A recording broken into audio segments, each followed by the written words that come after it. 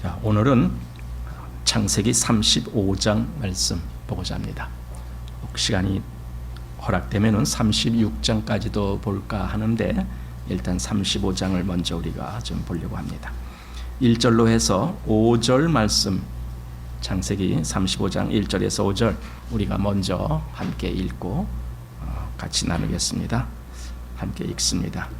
하나님이 야곱에게 이르시되 일어나 베델로 올라가서 거기 거하며 네가 네 형 에서의 낯을 피하여 도망하던 때에 내게 나타났던 하나님께 거기서 단을 쌓으라 하신지라. 야곱이 이에 자기 집사람과 자기와 함께한 모든 자에게 이르되 너희 중에 이방 신상을 버리고 자신을 정결케 하고 의복을 바꾸라. 우리가 일어나 베델로 올라가자. 나의 환난 날에 내게 응답하시며 나의 가는 길에서 나와 함께 하신 하나님께 내가 거기서 단을 쌓으려 하노라 하매 그들이 자기 손에 있는 모든 이방 신상과 자기 귀에 있는 고리를 야곱에게 주는지라. 야곱이 그것들을 세겜 근처 상수리 나무 아래 묻고 그들이 발행하였으나 하나님이 그 사면 고울들로 크게 두려워하게 하신 고로 야곱의 아들들을 추격하는 자가 없었더라. 네, 여기까지 일단 보겠습니다. 자, 우리가 지금 방금 읽었듯이 하나님은 야곱 보고 베델로 올라가라, 그리고 거기서 하나님께 단을 쌓으라, 그렇게 이제 말씀을 하시는 겁니다. 왜 하나님은 야곱으로 베델에 가게 말씀하셨을까요? 왜 거기서 단을 쌓아야 된다라고 말씀하셨을까요? 거기에 무슨 의미가 있을까요? 오늘 한번 우리 그런 부분들을 생각해 가면서 이 35장을 보기를 원합니다. 자, 35장 1절 이렇게 시작합니다. 하나님이 야곱에게 이르시되 일어나 베델로 올라가서 거기 거하며 내가 네 형 에서의 낯을 피하여 도망하던 때에 내게 나타났던 하나님께 거기서 단을 쌓으라 하신지라. 지금 하나님은 야곱에게 분명한 목적지를 말씀하셨어요. 베델로 가라는 거예요. 사실 야곱은 세겜에서 거기서 단을 쌓았습니다. 그리고 엘 엘로헤 이스라엘이라고 이름까지 불렀습니다. 그런데 하나님은 아니다, 야곱아, 베델로 가야 된다. 거기서 단을 쌓아야 된다. 지금 그 말씀을 하신 겁니다. 베델이란 곳이 어디입니까? 야곱이 처음에 그 형의 낯을 피해서 여기 말씀한 대로 도망할 때에 그날 첫날 그 밤에, 그러니까 멀리 가지도 못했지만은 그냥 가나안 지역입니다. 거기도. 그런데 거기서 밤에 돌베개하고 잠을 자는데 꿈에 하나님이 그에게 나타나시면서 그와 말씀하신 그런 대목들이 나오잖아요. 그때 야곱의 위치는 어느 위치였습니까? 그야말로 홀홀 단신, 그런 거죠. 아무도 주변에서 야곱을 도와주는 사람도 또는 힘있게 응원해 주는 사람도 없는 그런 아주 외롭고 또 연약한 그런 시점에 있을 때 하나님이 그에게 보이시면서 내가 너와 함께 하겠다, 이 말씀을 해주신 것이거든요. 그러니까 야곱이 가장 밑바닥까지 낮아졌을 때 하나님은 그에게 나타나셔서 내가 너와 함께 해주겠다라는 약속을 하신 거예요. 바로 이것이 야곱이 지금 다시 베델로 가야 될 이유입니다. 그 하나님을 다시 만나야 될 필요가 있다라는 겁니다. 그 위치, 그때는 야곱은 정말 순수하고 다른 어떤 꿍꿍이도 없는 그러한 상황에서 하나님을 만났던 그때가 바로 베델입니다. 오직 하나님만 의지할 수밖에 없었던 그때가 바로 베델이었습니다. 근데 사실 그 밧단 아람에서 돌아오는 과정에 야복 나루에서도 야곱은 그랬습니다. 거기서도 뒤에는 라반이요, 앞에는 에서가 400인의 군사를 거느리고 쫓아오는, 그러니까 정말 이리 가지도 못하고 저리 가지도 못하는 그런 형편. 물론 뒤에 라반은 이미 만나서 라반은 돌아갔지만 어차피 야곱이 다시 돌아서서 바단 아람으로 갈 수는 없는 것 아닙니까? 그러니 진퇴양난의 그 아주 절명의 그 시점에 그가 하나님의 사랑과 씨름을 하는 그런 대목을 했던 겁니다. 자, 그래서 결국 하나님은 야곱이 자꾸만 어디로 가기를 원하시는 겁니다. 그것이 여기서 지금 베델로 나왔는데 단순히 지역적인 의미에서 베델을 의미하는 것이 아니라 그때 야곱의 마음의 위치가 어땠을까? 바로 그 위치입니다. 하나님은 지금 야곱에게 너가 과거 베델에서 나를 처음 만났을 때 그 위치로 가야 된다.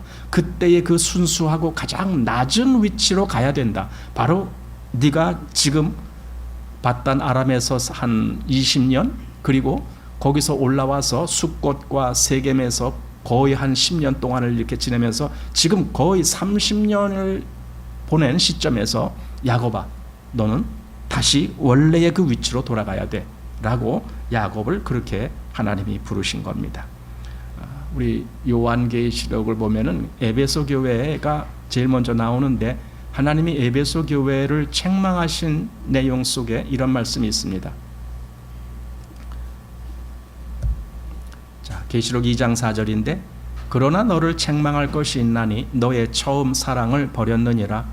그러므로 어디서 떨어진 것을 생각하고 회개하여 처음 행위를 가지라. 예, 하나님이 에베소 교회에 보낸 서신에, 물론 주님이 보내신 거죠. 주님께서 에베소 교회에 보낸 서신에 그들이 처음 사랑을 버렸다. 그래서 어디서 떨어진 것을 생각하고 회개하고 그 처음 행위를 가지라. 이렇게 책망하면서 권고하는 그런 말씀을 거기서 하십니다. 하나님과의 그 순수한 사랑의 관계에서 떠났던 거죠. 떨어진 거죠. 지금 야곱의 경우가 어쩌면 그런 겁니다. 사실 바단 아람에 갔다라고 해도 그 야곱의 마음에서 그 베델에서 하나님과 만났을 때의 그때의 그 마음을 그대로 간직하고 있었다라면 하나님이 얼마나 기뻐하셨을까. 그러나 지금까지의 그 모든 과정 속에 야곱은 그 베델에서의 그 낮고 순수한 위치보다는 계속 자기 꾀로 살았던 그런 위치가 얼마나 많았었습니까? 바로 그런 것 때문에 하나님은 다시 그를 원래의 행위인 그 낮은 위치에서 너가 나를 만났을 때의 그 위치, 바로 그곳으로 가기를 원한다라고 말씀하셨던 것 같아요. 바로 여기 에베소 교회가 동일하게 바로 처음 사랑을 버렸는데 그 처음 사랑을 다시 회복하는 그 위치로 회개하라라는 권면을 들었던 것 같이. 자, 본문 2절입니다. 야곱이 이에 자기 집사람과 자기와 함께한 모든 자에게 이르되 너희 중에 이방 신상을 버리고 자신을 정결케 하고 의복을 바꾸라. 우리가 일어나 베델로 올라가자. 나의 환난 날에 내게 응답하시며 나의 가는 길에서 나와 함께 하신 하나님께 내가 거기서 단을 쌓으려 하노라. 사실 이 말을 보면은 야곱도 하나님의 의도를 알아차렸다라고 볼 수 있어요. 사실 지금 야곱의 위치는 많이 깨어진 위치잖아요. 그 야복나루의 씨름 이후에 하나님이 어떻게 자기를 인도하셨는지를 다 인정하면서, 그래서 이 처자들도 다 하나님이 나에게 주신 것이고 여기 많은 양떼들 이런 것들도 다 하나님이 주셨습니다. 이렇게 에서에게 말을 하잖아요. 그래서 하나님이 인도하셨다라는 걸 인정한 그 야곱이기 때문에 지금 여기서 너가 베델로 가야 된다라고 하는 그 말씀을 들었을 때에 야곱은 금방 알아차리는 거예요. 아, 맞아. 내가 베델로 가야 되는 거구나. 내가 여지껏 그 베델을 잃어버리고 살았었구나. 하나님이 나를 바단 아람에서 돌아오게 하셨는데도 내가 10년 동안이나 베델로 가지라냐고 여기 이 숫곳과 이 세겜 땅에서 내가 여기서 살려고 했었구나. 아, 다시 베델로 가야 되는구나. 야곱은 이제 그걸 느꼈습니다. 그리고 그 베델의 위치의 마음이 어떤 위치냐 했을 때 그걸 여기서 이제 가족들에게 설명한 겁니다. 뭐냐면은 이방 신상을 버리고 자신을 정결케 하고 의복을 바꾸라. 먼저 그 일부터 해라. 그러니까 베델이라는 것은 하나님과 이 순수하고 친밀한 교통이 이루어지는 곳인데 그 일이 이루어지려면 먼저 너희들이 해야 될 일이 있다. 그것이 이방 신상을 버리고 그리고 자신을 정결케 하고 그리고 의복을 바꿔야 된다. 이겁니다. 왜 이방 신상을 버려야 됩니까? 이방 신상이 왜 그들에게 있었습니까? 자기들 욕심 채우기 위해서 그랬잖아요. 그러니까 사실 야곱은 지금 라헬이 그 아버지의 드라빔을 훔쳐서 가지고 왔다라는 걸 이제 알게 됐을 거예요. 그동안 뭐 10여 년 동안이나 지금 벌써 이렇게 시간이 지났는데 그걸 모르겠어요. 라헬이 그 드라빔 앞에 가서 자기들 잘 살게 해달라고 막 절하고 막 그런 거 분명히 봤을지도 모르죠. 그런데 야곱은 그걸 묵인했던 거예요. 라헬뿐만이 아니라 또 여기 많은 이제 사람들이 같이 이제 오게 됐는데 그러다 보니까 그 많은 사람들도 나름대로 그 이방 신상들을 하나씩 가지고 오는 거예요. 왜? 그래야 자기가 잘 살 것 같으니까. 그래야 자기가 뭔가 든든할 것 같으니까. 그래서 이방 신상 하나씩 가지고 오는 거예요. 그리고 그걸 위해서 여지껏 그렇게 살았던 그걸 야곱이 다 보고 있었단 말이죠. 그런데도 그동안은 그걸 아무런 제재도 안 하고 간섭도 안 하고 그냥 가만히 있었던 거예요. 그게 야곱으로서는 잘못한 거죠. 그런데 이제 하나님이 그를 다시 베델로 돌이키라고 했을 때 자기가 어떻게 해야 될지를 이제 비로소 알게 되는 거죠. 가족들에게 그 모든 이방 신상을 다 버려라. 그리고 자신을 정결케 하라. 그리고 의복을 바꿔라. 이 이야기를 하는 겁니다. 의복이라는 것은 그 신분과 그의 삶을 나타내는 거예요. 그 의복이 어떠하냐가 그의 신분을 보여주는 거예요. 물론 실제로 고귀한 신분이 있는 사람이 뭐 거지 옷차림을 한다고 해서 그 신분이 없어지는 것은 아니지만 그러나 우리 일상적인 관습에서 의복은 그 사람의 신분을 간접적으로 보여주는 것입니다. 그래서 항상 의복을 단정히 해야 될 필요가 있는 거예요. 왜냐하면 남이 나를 볼 때는 의복으로 나를 판단하기 때문에 그래요. 우리가 굳이 다른 사람 앞에 천한 사람 또는 뭔가 정리되지 못한 사람 같은 그런 모양으로 보일 필요가 뭐가 있습니까? 적어도 우리가 하나님의 사람이고 그리스도인이라면은 남들 앞에서도 단정한 모습을 보일 필요는 있는 거죠. 화려한 모습이 아니고 단정한 모습입니다. 왜냐하면 의복이 그 사람을 표현하기 때문에 그렇습니다. 그래서 의복을 바꾸라 이겁니다. 자, 다시 한번 그 이방 신상들은 자신을 축복해 주기 위해서 그들이 소유했던 것입니다. 그리고 이 의복과 장식물들 이런 것들은 뭡니까? 그건 역시 세상을 따라갔던 겁니다. 세상의 풍습을 쫓아서 대개 옷들도 그 유행이라는 것이 있잖아요. 그래서 세상에 어떻게 예를 들어 요즘 사람들은 옷을 이렇게 입어. 그러니 우리도 그렇게 따라가는 거예요. 뭐 이런 거. 그러니까 여기 지금 그 사람들이 다 그런 어떤 세상의 어떤 상황을 그대로 답습하는 그런 삶을 살았지 않았을까. 한마디로 세상과 뭔가 정확하게 끊어지는 그런 삶을 살질 못했다라는 거죠. 남들 하는 대로 다 나도 그렇게 하고 남들 이리 가면 나도 그쪽으로 가고 남들 저쪽으로 가면 나도 그쪽으로 가고 전부 이렇게 살았다 이거죠. 그게 어떤 면에서는 의복을 바꿔야 된다라는 의미가 있고 그리고 이 장식물을 버려라 그랬습니다. 여기 장식물은 나중에 보면은 그들이 이제 귀고리가 나오잖아요. 그게 장식물인데 그 귀고리를 그들이 야곱에게 주니까 야곱이 결국 나중에 그걸 땅에다 묻었는데 그 귀고리가 뭔 의미냐? 보통 이제 뭐 우리 여성분들은 그야말로 장식으로 귀고리 달고 다니기도 합니다. 그러니까 요즘 귀고리 다는 그런 의미와 이때의 의미는 좀 달라요. 이때는 그 귀고리가 일종의 부적 같은 그런 역할로 달고 다녔어요. 부적. 그러니까 귀고리가 일종의 그 신을 상징하는 모양의 귀고리들이 많았어요. 그래서 그걸 귀에다 달고 다니면서 내가 이 신으로부터 보호를 받는다. 이 신인으로 인해서 보호를 받는다. 뭐 이런 개념으로 귀고리를 하고 다녔던 겁니다. 그래서 그들이 그걸 나중에 다 내놓는 겁니다. 자, 어쨌든 그들이 이제 결국은 뭔가 바꾸어야 될 것을 미리 바꿔서 자신을 정결케 한 후에 그리고 베델로 가자 지금 그러는 거예요, 야곱이. 옛날에 이스라엘이 광야에서 그 시내 산에 가갖고 거기서 하나님으로부터 그 십계명의 말씀, 그 율법을 받을 때에 그때 하나님은 그들로 하여금 그 의복을 정결케 해서 바꾸라라는 그런 말씀을 하신 적이 있어요. 출애굽기 19장 10절입니다.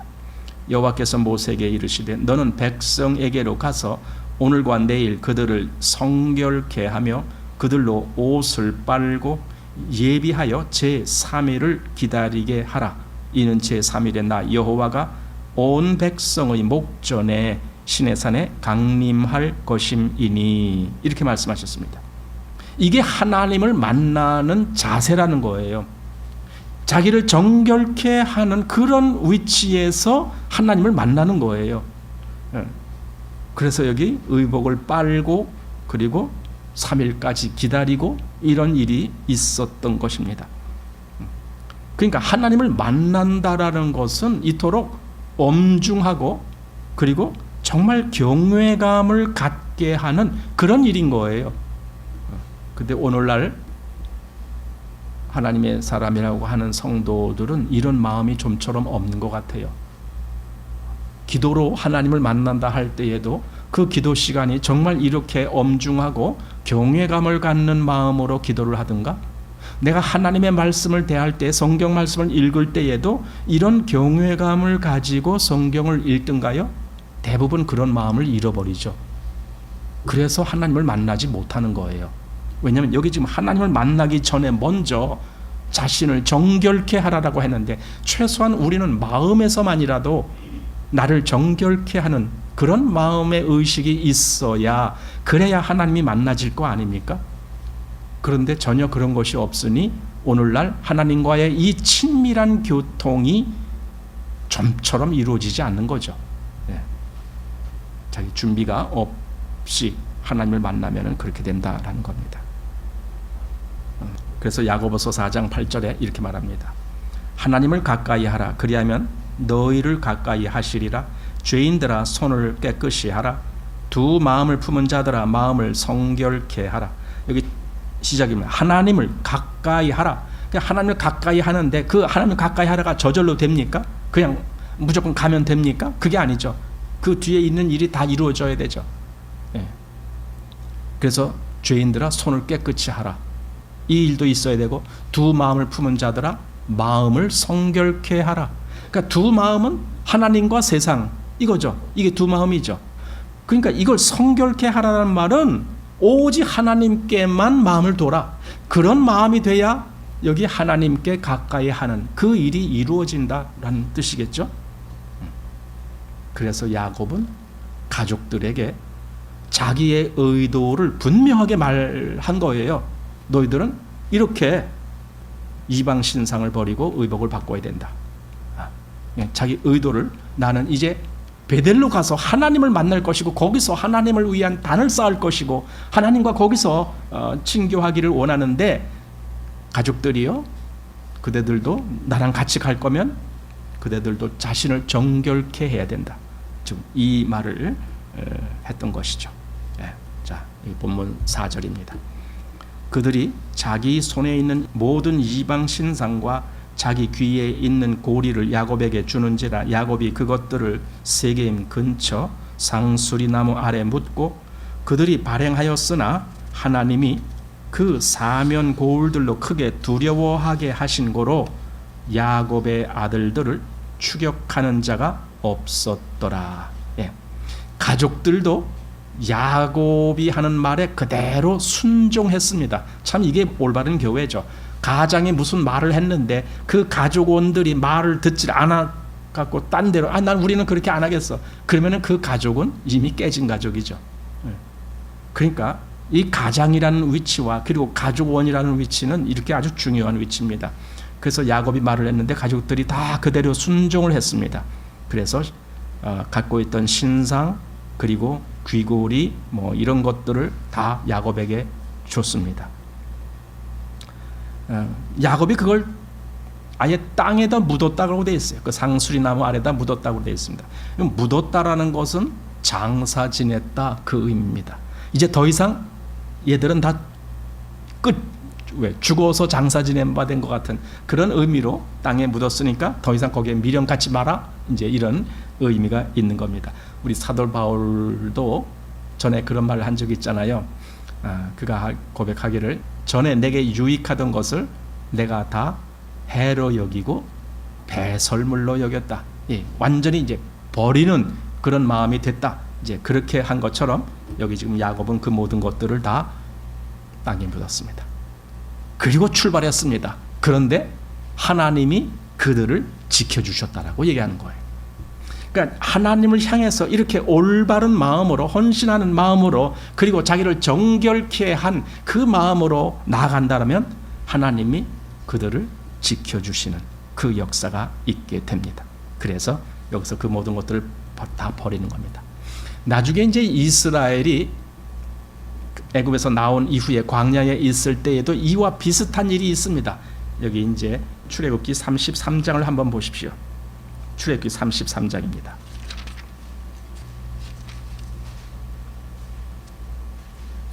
자, 33장 보면은 지금 야곱이 세겜에서 발행을 해갖고 베델까지 가는 것처럼 이때도 뭔가 출발해서 가는 그런 모습이 이제 여기 나오는데 그 중에 이제 이렇게 보겠습니다. 4절 보십시오. 백성이 이 황송한 말씀을 듣고 슬퍼하여 한 사람도 그 몸을 단장하지 아니하니 여호와께서 모세에게 이르시기를 이스라엘 자손에게 이르라 너희는 목이 곧은 백성인즉 내가 순식간이라도 너희 중에 행하면 너희를 진멸하리니. 그러면서 어떻게 하라는 겁니까? 너희는 단장품을 제하라. 그리하면 내가 너희에게 어떻게 할 일을 알겠노라 하셨음이라. 이스라엘 자손이 호렙산에서부터 그 단장품을 제하니라. 이렇게 된 거잖아요. 그러니까 뭔가 하나님께 정결한 마음으로 나가기 위해서는 단장품은 다 뭡니까? 자기를 드러내기 위한 수단들 아닙니까? 자기를 뭔가 이렇게 꾸미기 위한 수단들 아닙니까? 그게 전부 단장품들인데 보세요. 우리는 하나님 앞에서도 얼마나 자기 자신을 꾸미는가. 그 순수한 마음이 아니고 뭔가 자꾸만 자기를 이렇게 변호하고 꾸미는 그런 마음으로 하나님을 찾으려고 하는 그런 마음들이 있잖아요. 그걸 제하라는 거예요. 다시 말하면 순수한 마음으로 하나님을 찾으라. 그 말입니다. 그랬을 때에 이제 그 일이 이루어지게 되는 거죠. 자, 본문 6절입니다.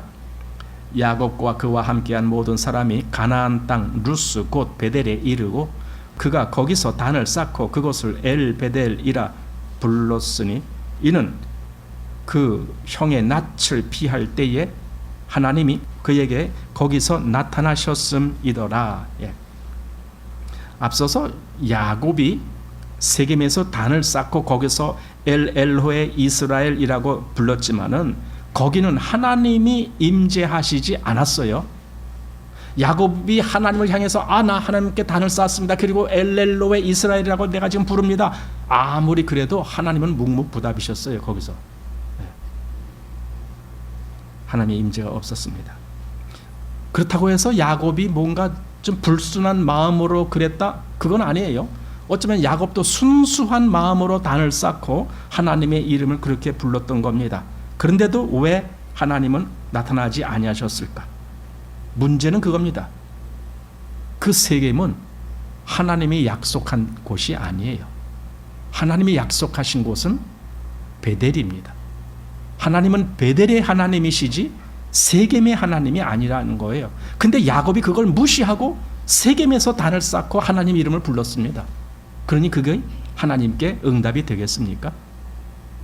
뭔가 잘못된 거죠. 잘못된 근거에서는 아무리 열심을 낸다 할지라도 그건 하나님과 상관이 없는 일입니다.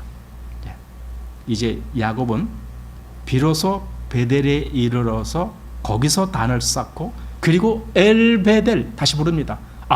이게 엘베델이라고 부르는 이유가 뭔지 아셔요? 내가 전에 세겜에서 단을 쌓고 하나님을 불렀을 때 그때 엘로헤 이스라엘 이렇게 불렀지만은 그게 아니었구나. 하나님은 베델이시구나. 그 말은 다시 말하면 베델의 하나님이시구나. 그 말이에요. 하나님은 베델의 하나님. 왜냐하면 베델에서 약속하시고 이곳으로 다시 돌아오게 하겠다라고 약속을 하셨기 때문에. 그리고 야곱도 내가 여기서 다시 하나님의 집을 뭐 어떻게 하겠습니다라고 그렇게 하나님께 말씀을 드렸었거든요. 그러니까 그것이 전부 베델의 약속에서 기여한 것이란 말이에요. 거기서 기초한 것이라고요. 그래서 베델에 돌아왔을 때 하나님의 이름을 엘베델 이렇게 야곱이 부른 거예요. 베델의 하나님이라고. 자, 보세요. 야곱은 처음에 베델에서 출발을 한 거나 마찬가지예요. 물론 자기 집에서 출발을 했지만 그게 아니라 하나님과의 관계 속에서는 베델부터 시작한 거예요. 베델에서 처음 그 꿈에 하나님을 만난 그때부터 시작해서 바단 아람에 갔다가 다시 돌아와서 그리고 결국은 또 어디로 왔느냐? 베델로 온 겁니다. 베델에서 시작해서 베델로 온 겁니다. 다시 여러분 이게 의미하는 바가 상당히 큽니다. 물론 그 시간이 거의 한 30여 년 이렇게 지났지만은 야곱은 다시 베델에 왔습니다. 애초에 만난 그 하나님을 다시 만나는 겁니다. 거기서 하나님과의 이 교통이 이루어지는 겁니다. 그런데 바뀐 것은 환경적인 모양은 바뀌었습니다. 처음에 야곱은 홀로 그 길을 떠났지만 지금은 그 아들만 해도 12아들이 생겼습니다. 그리고 그 12아들은 장차 이스라엘이 되는 겁니다. 이스라엘 나라가 되는 겁니다. 그렇게 돌아왔습니다. 그렇지만 심적으로는 마음에서는 그 순수한 마음으로 하나님을 만나야 될 그 필요가 있었던 겁니다. 자, 지금 베델에 와서 그렇게 하나님을 위한 단을 쌓고 엘베델이라 부르고 하나님을 그래서 그렇게 불렀을 때에 하나님이 그에게 거기서 나타나셨음이더라. 이렇게 성경을 말하는 겁니다. 즉 응답이 있었다는 겁니다. 그 세겜에서는 응답이 없었습니다. 근데 여기 베델에서는 하나님이 그 야곱을 받아주시는 거죠.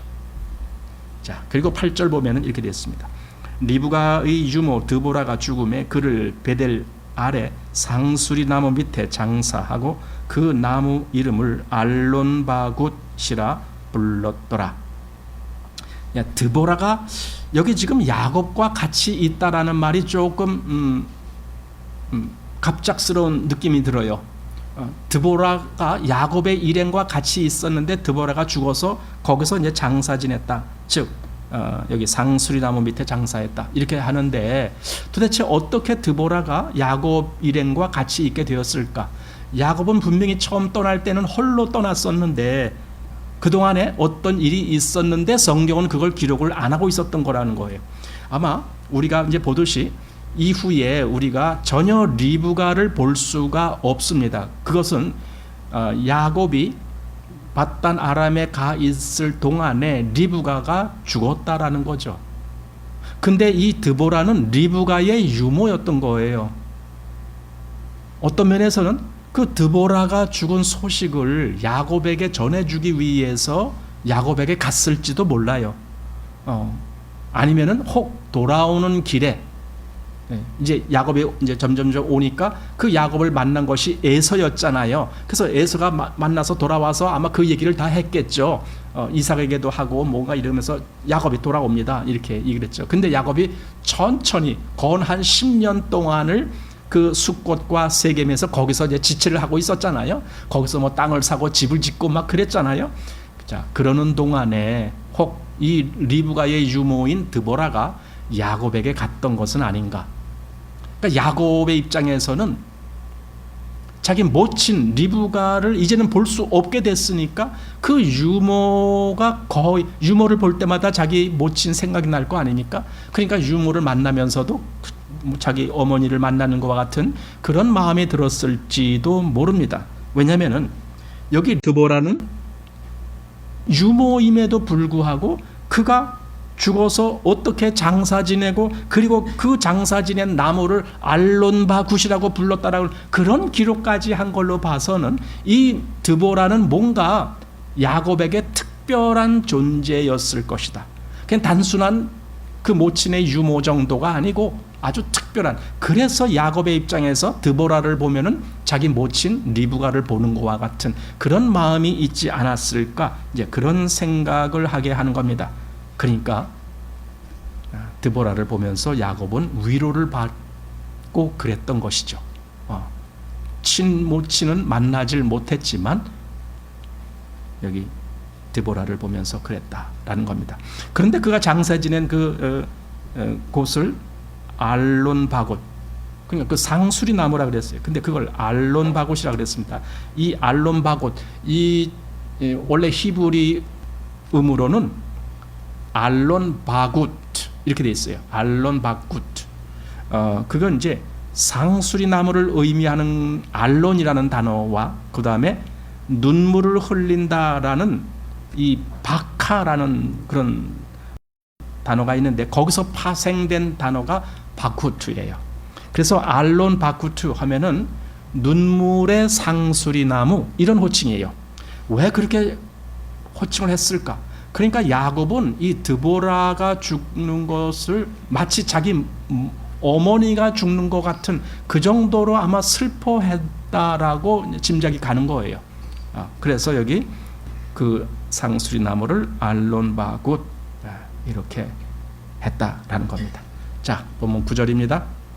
야곱이 밧단 아람에서 돌아오매 하나님이 다시 야곱에게 나타나사 그에게 복을 주시고 그에게 이르시되 내 이름이 야곱이다마는 내 이름을 다시는 야곱이라 부르지 않겠고 이스라엘이 내 이름이 되리라 하시고 그가 그의 이름을 이스라엘이라 부르시고.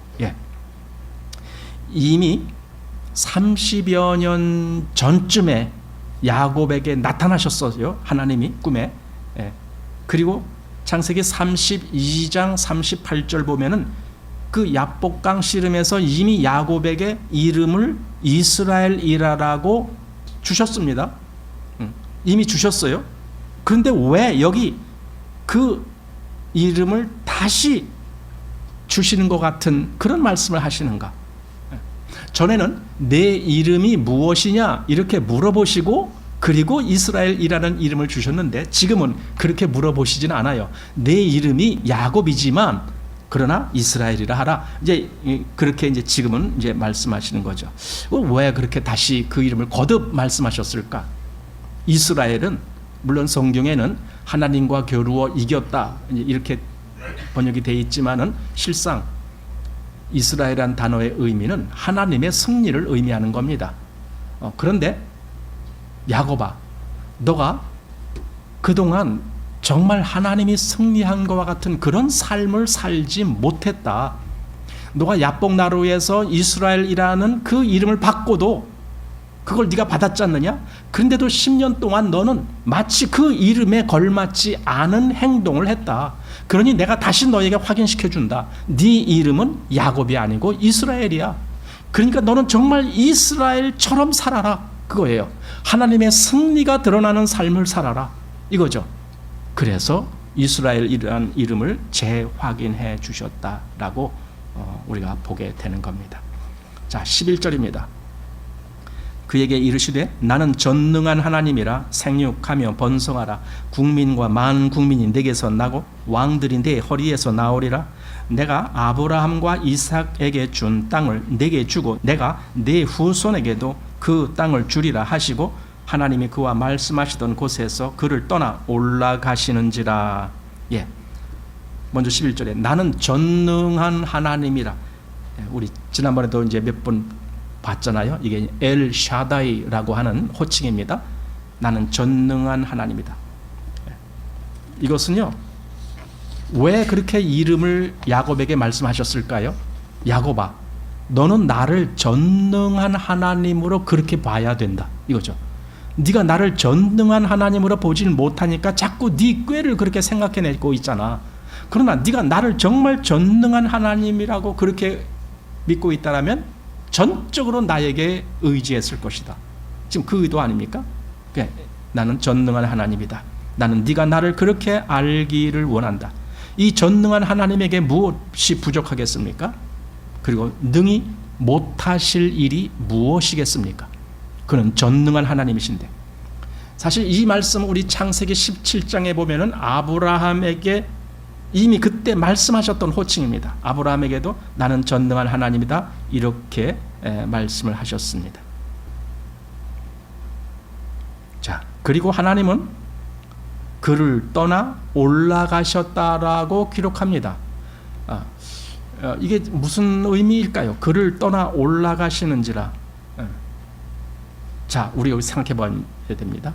그가 올라가셨다라는 말은 그가 위에서부터 내려오셨다라는 말입니다. 내려오시지 않았으면 올라가실 수가 없는 겁니다. 그가, 즉 하나님이 그 영광스러운 하나님의 위치에서 이 초라한 인간 세계의 위치로 오셨다는 겁니다. 그래서 그 야곱을 만나 주셨다는 겁니다. 여러분, 이거는 야곱에게 너무나 황송한 사건입니다. 정말 그 영광스러운 하늘에 계신 하나님이 내가 있는 이곳에 나를 만나러 오시다니, 이제 이거죠. 이게 얼마나 놀라운 일입니까?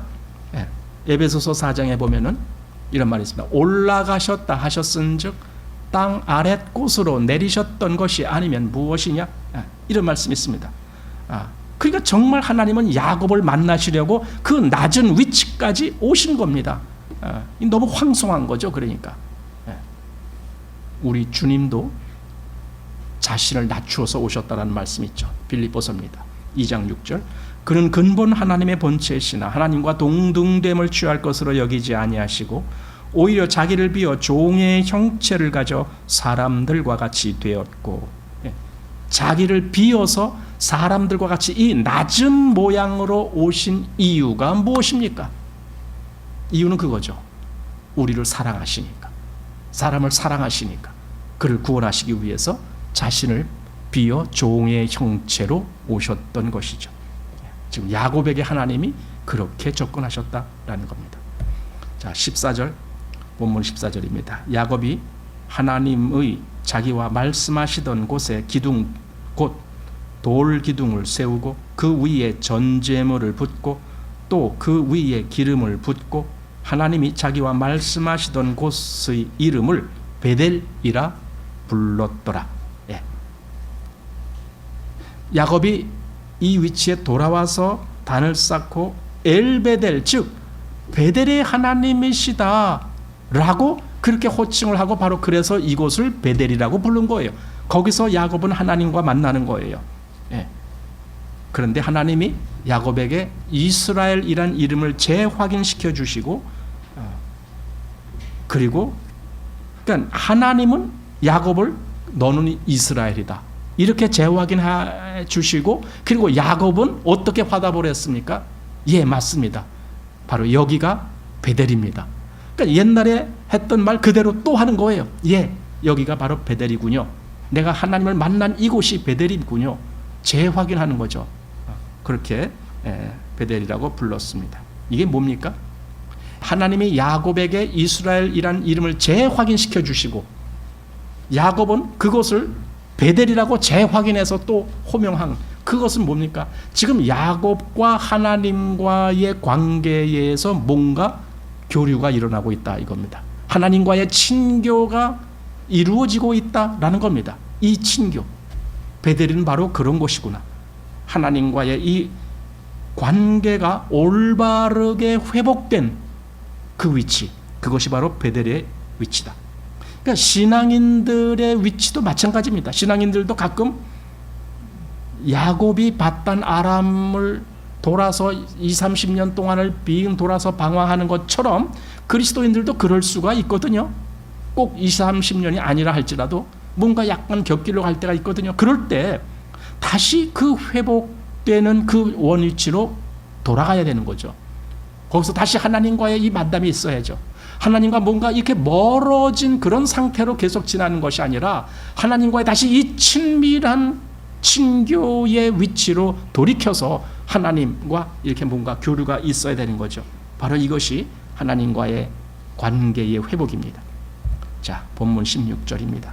그들이 베델에서 발행하여 에브라스에 이르기까지 얼마 길을 격한 곳에서 라헬이 임산하여 심히 신고하더니, 이 신고가 이제 그 뭡니까? 그 출산의 그 고통, 고난을 겪는 거죠. 사실 이때는 이 출산의 고통뿐 아니라 생명의 위험까지도 아주 불안한 그럴 때가 바로 이럴 때죠. 저희 어렸을 때도 마찬가지예요. 그때도 변변한 의료시설을 받기가 힘들었죠. 그러니까 여인들이 이 출산을 한다는 것은 참 두려운 일입니다. 출산은 해야 되겠는데 그런데 잘못하면은 목숨이 위험할 수도 있는 그런 겁니다. 아마 그때는 그런 위험 속에서 출산을 하면서 적어도 창세기 3장에서 하나님이 하와에게 그 내리신 저주를 아마 생각했을 겁니다. 네가 수고하여 자식을 낳는다. 거기 그런 얘기가 있잖아요. 결코 편안하게 그렇게 아이를 낳는 것이 아니다라는 그런 말씀이 있었잖아요. 그러나 요즘 같은 의료시설이 발전된 위치에서는 그걸 아마 잊어버렸을지 몰라요. 출산하는 거 아무것도 아니야. 그냥 병원 가서 그냥 의사 도움만 잘 받으면 돼. 아마 이러고 있을지 몰라요. 그러니까 요즘 누가 출산한다고 자기 목숨이 지금 위중한 시점이 됐다. 이렇게 생각을 안 하잖아요. 어쩌면 내가 이 아이를 낳다가 잘못하면 내가 죽을 수도 있어. 이런 생각을 안 하잖아요. 요즘은 다 의료시설을 받으니까. 그러나 전에는 그러지 않았던 거예요. 옛날에 아이 낳다가 죽었다는 얘기는 흔하게 들었던 얘기니까. 자, 18절입니다. 그가 죽기에 임하여 그 혼이 떠나려 할 때에 아들의 이름을 베논이라 불렀으나 그 아비가 그를 베냐민이라 불렀더라.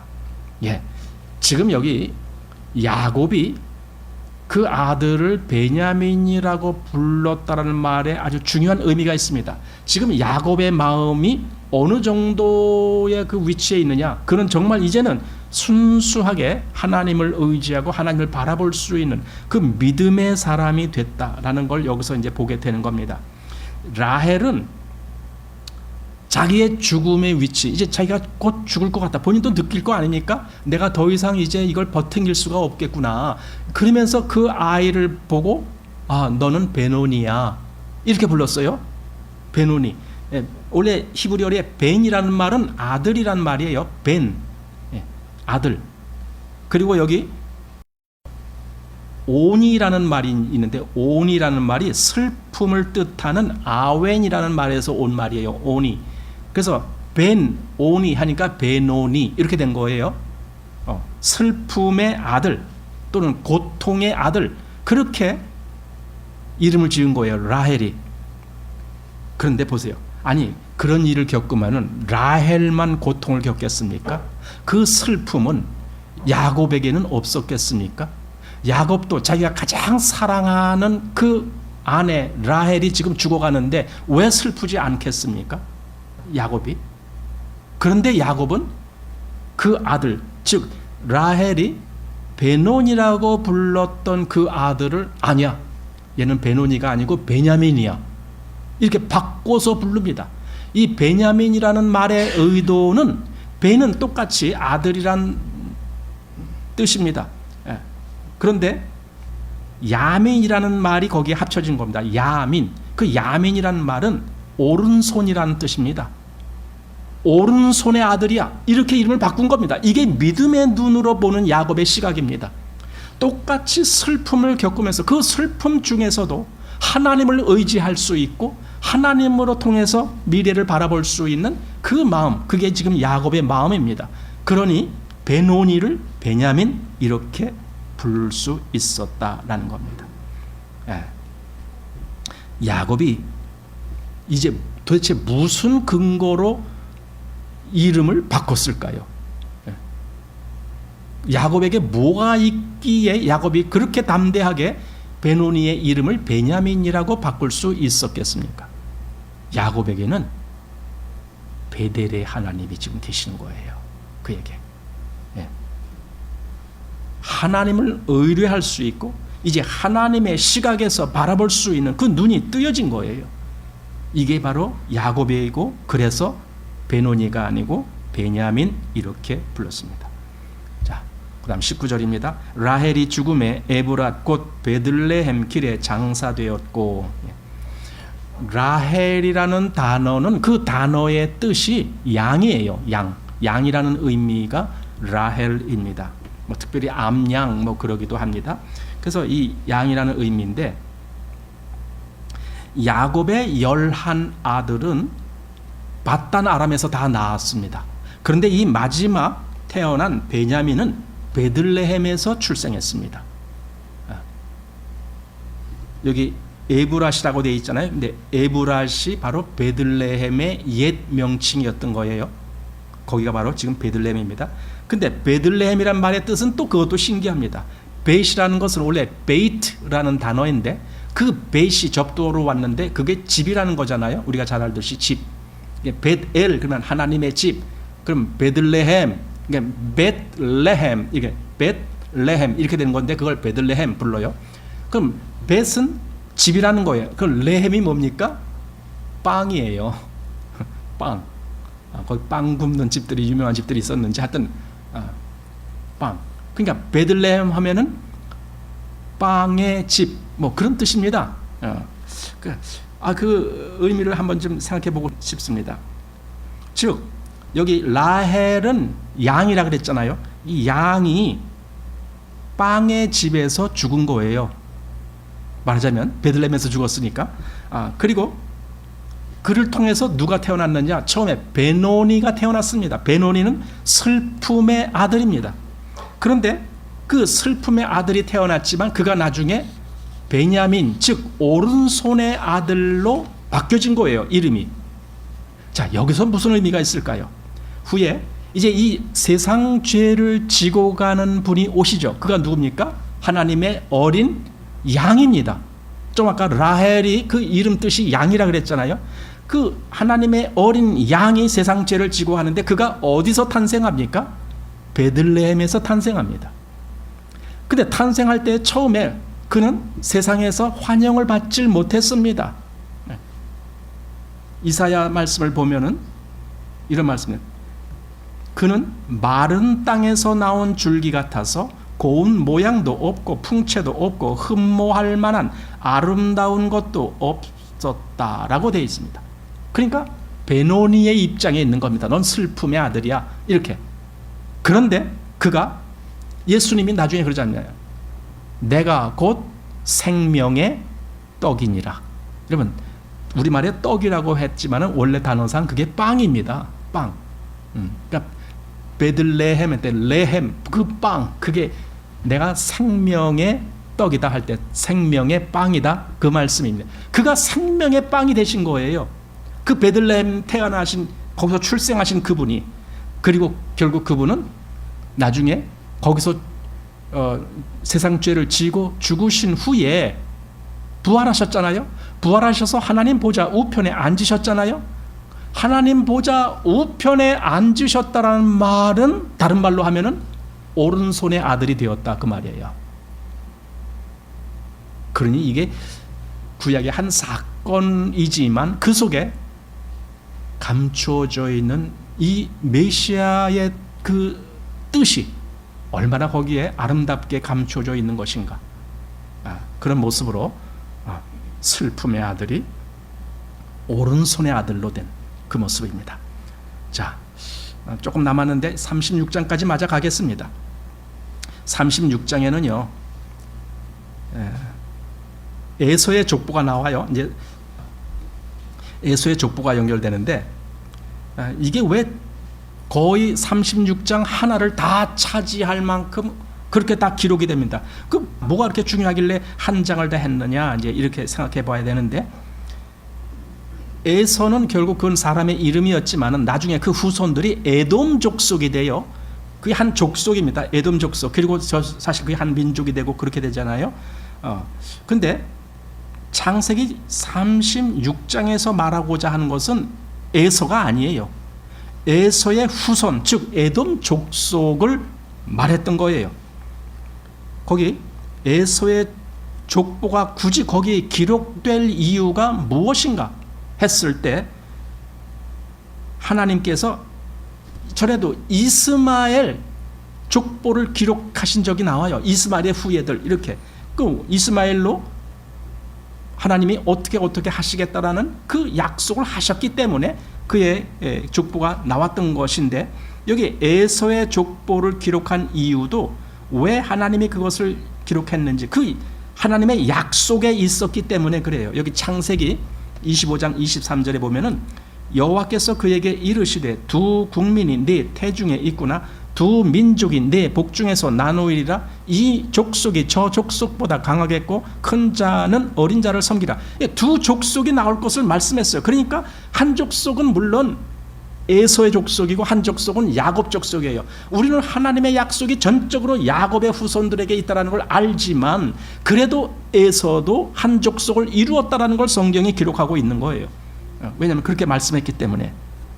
그러나 이제 그가 나중에 보면은 여기 창세기 36장 5절 6절 여기 보면은 그가 결국 야곱으로부터 떠나갑니다. 그 지역이 그들을 다 감당하지 못해서 아마 떠났다라고 설명을 하고 있지만 중요한 것은 그가 이 약속의 땅을 떠났다라는 거예요. 에서는 전에 그 아브라함이 아들을 낳을 때 이삭을 낳으니까 그 종의 아들을 내어 쫓잖아요. 떠나게 하잖아요. 그것처럼 또 그 전에도 누굽니까?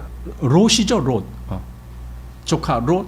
그 롯하고 아브라함하고 같이 그 가나안 땅에 처음에 있었는데 그 땅이 그들을 다 용납하지 못하니까 결국 롯이 떠나거든요. 약속의 땅을 버리는 거예요. 그래서 약속의 땅은 그대로 하나님의 약속을 받은 아브라함이 남았고 그리고 지금 야곱이 남고 그래서 에서가 또 떠나가는 겁니다. 일부러 누가 에서 보고 떠나라는 말 하지도 않았습니다. 아니 생각 같아서는 야곱이 떠날 수도 있잖아요. 그 땅이 빚어보면은 야곱이 제가 떠나겠습니다. 그럴 수도 있었잖아요. 그런데 그럴 수가 없는 거예요. 왜냐하면은 약속의 땅에 있는 거니까. 그 약속의 땅에 약속을 받은 그들이 있는 거니까. 그래서 여기 에서가 그 가나안 땅을 떠났다라는 것을 보게 됩니다. 그래서 이 야곱과 에서에 대한 기록을 우리 로마서 9장에서 보게 되는데 11절에 그 자식들이 아직 나지도 아니하고 무슨 선이나 악을 행하지 아니한 때에 택하심을 따라 되는 하나님의 뜻이 행위로 말미암지 않고 오직 부르시는 이에게로 말미암아 서게 하려 하사. 여기 택하심을 받았다는 것, 부르심을 받았다는 것, 바로 이게 얼마나 중요한 문제입니까? 이게 하나님이 하시는 일이구나. 왜 야곱이 거기 가나안 땅에 거하는가? 하나님이 그를 그렇게 불렀기 때문에, 그리고 그 땅을 주겠다라고 야곱에게 약속을 했기 때문에, 그래서 하나님의 택하심과 부르심이 이렇게 중요한 것이다. 그것이 결국은 하나님의 백성들에게 중요한 하나의 근거가 되는 겁니다. 그리스도인들은 그걸 말할 수 있는 겁니다. 내가 왜 이 세상에서 하나님께 중요한 사람이 됐는가? 이유는 그겁니다. 하나님이 나를 택하시고 하나님이 나를 부르셨으니까. 그겁니다. 왜 내 삶이 그리스도인의 삶을 살아야 되는가? 왜 세상 사람들과 같이 그렇게 똑같이 그냥 자기들이 좋아하는 쪽으로 흘러가는, 왜 그런 걸 따라가지 않고 굳이 하나님의 말씀을 따라 살아야 되는가? 이유는 그겁니다. 하나님이 나를 택하시고 나를 부르셨으니까. 나는 하나님의 사람으로 사는 거예요.